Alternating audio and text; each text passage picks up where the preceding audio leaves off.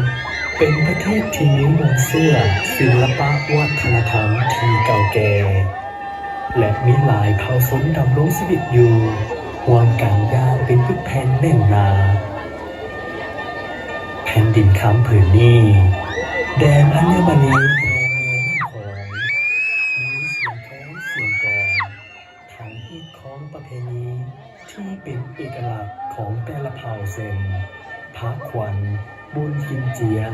บุญกระเรอและอื่นๆเหมือนดังคำก่อนที่ว่าประเทศลาวก่อนกี้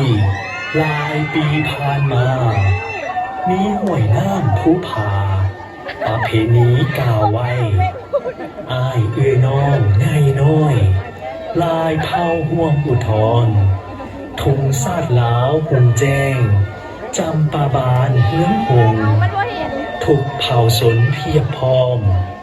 นำพาสร้างพัฒนาเป็นสัญลักษณ์บอกไว้ภาษาเสื้อซาดลาวจิตใจขาวแจ่มแจ้งเหตุของที่สูงส่งลงสู่เหนือและใต้ทั่วแคว้นแดนลาวจำปาเอ่ย